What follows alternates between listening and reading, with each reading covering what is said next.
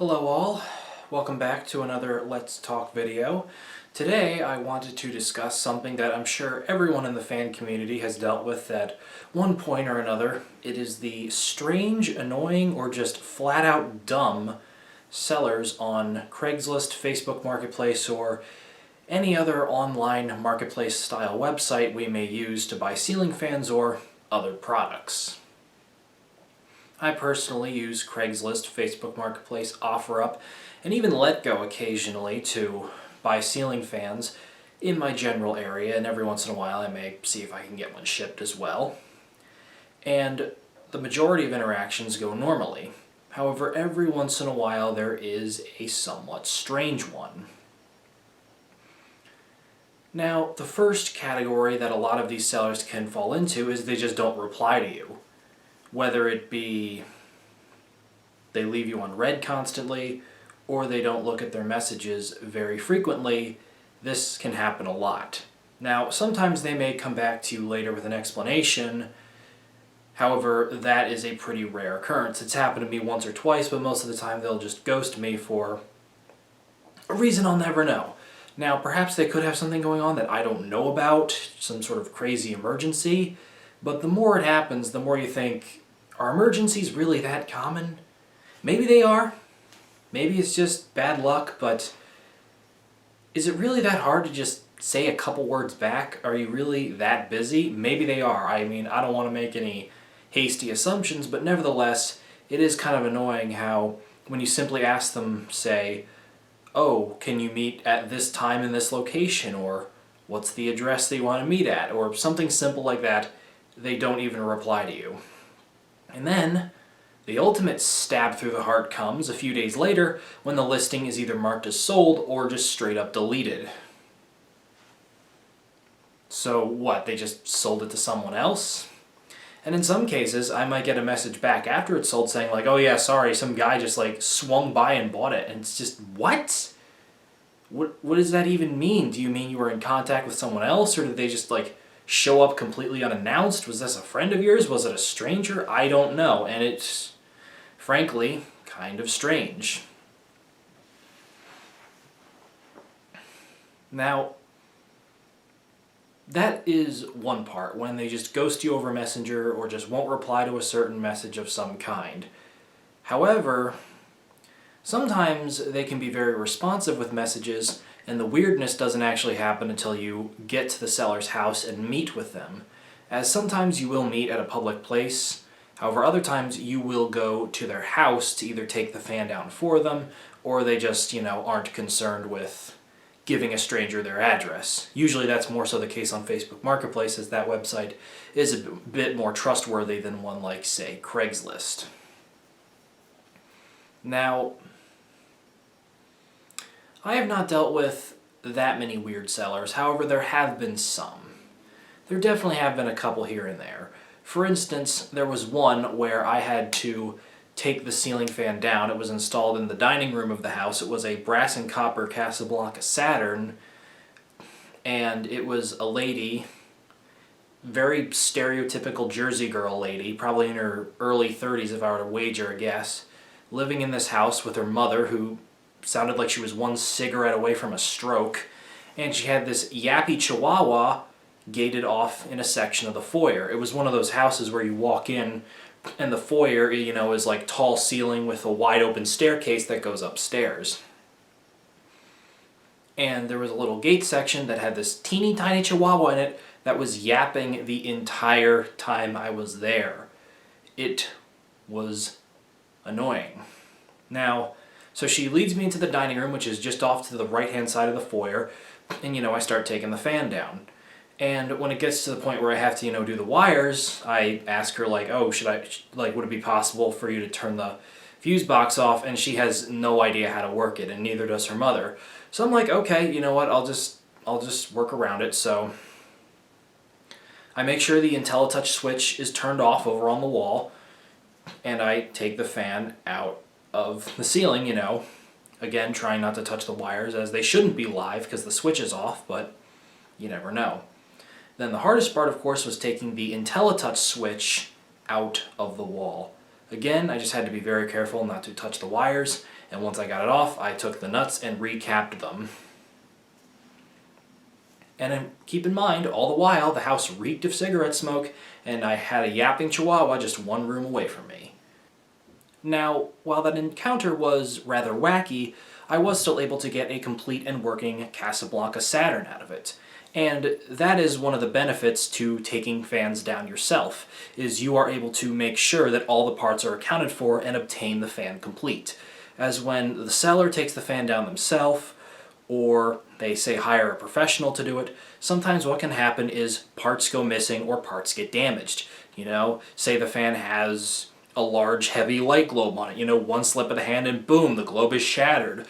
Or say, you take the blades off and stack them up, but they have like long pointy screws sticking out the one end, and one small like movement of the blade and it scrapes the wood on the blade below it. Or say they leave the fan fully assembled when they take it down and they lean it on the blades and then the irons are bent beyond belief, I've seen all of these happen, and while some of them are certainly worse than others, it is still minor annoyances to have to deal with when, putting the fan up yourself. You have to replace a part or fix something or recalibrate something. And then the worst of it all, in my opinion, is when parts are just straight up missing. This is most common, of course, with mounting bits. You have Casablanca hang trues, mounting hooks for every fan under the sun, the U-hooks and rubber balls for older Fascos and Hunter Originals. I don't know how people lose them so easily, but they do. Sometimes they're there, but other times they're not. And any time it's missing and you ask them where they are, they look at you like you're nuts. It's like, oh, where's the mounting hook? Or where's the wall control? Or whatever. And they're like, oh, I don't think it came with that. It's just, what? Like, where'd it go? What'd you do to it? It's kind of ridiculous. It makes me wonder if, like, someone who wasn't very well acquainted with fans was buying this, like, what would they do? They'd be out of luck. They'd have to either go to the store and get a new product, order a new item online, or just have to, they just couldn't use it until they get a new part. Especially with some of the older fans, where those parts aren't really made anymore today. Like Hunter Originals, for instance, thankfully those are still mass-produced. Like the rubber ball and the thing, and then the U-hook that comes down, those are still readily available online. They're pricey, but they are able to be found. Older ones, though, like, say, Casablanca crossbars, those aren't impossible to find, but they're probably a bit harder. Or the narrower ones that Fasco would use on their old mounting systems, same as Hunter Original, but the rubber ball is a lot more narrow. You can't really find those anymore these days, so if you need one of those, you're almost out of luck.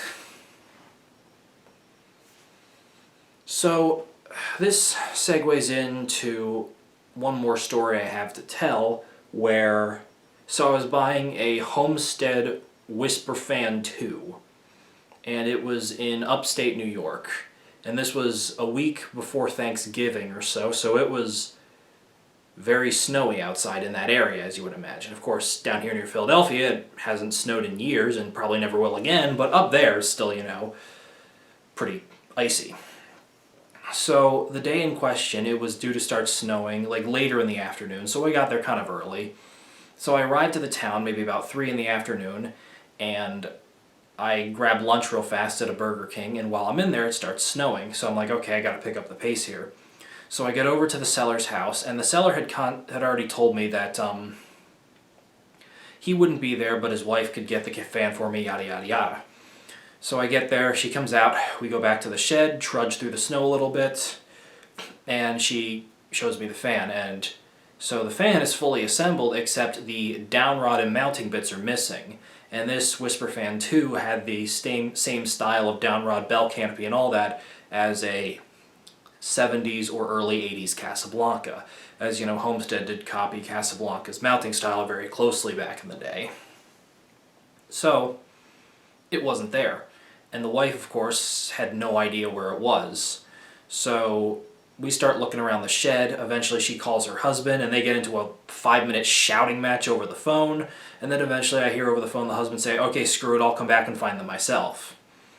So he comes back maybe about 10 minutes later, and comes into the shed and starts, tearing the whole place apart looking for the mounting bits. And all the while, the snowfall is picking up outside. So I'm just standing by awkwardly in the shed while he's, overturning every little nook and crevice of the shed looking for the mounting bits.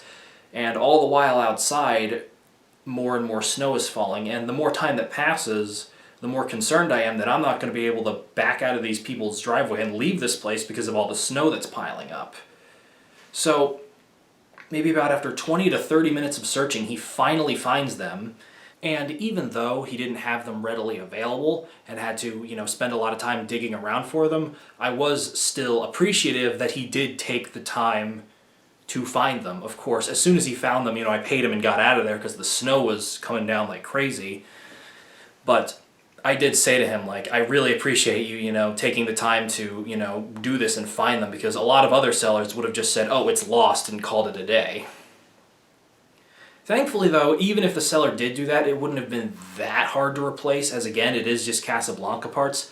Definitely a lot harder than when I got a copper Homestead Whisperfan 4 that was missing its canopy and mounting hook. And it wasn't the traditional style either, it was that weird one with the little tiny metal ball.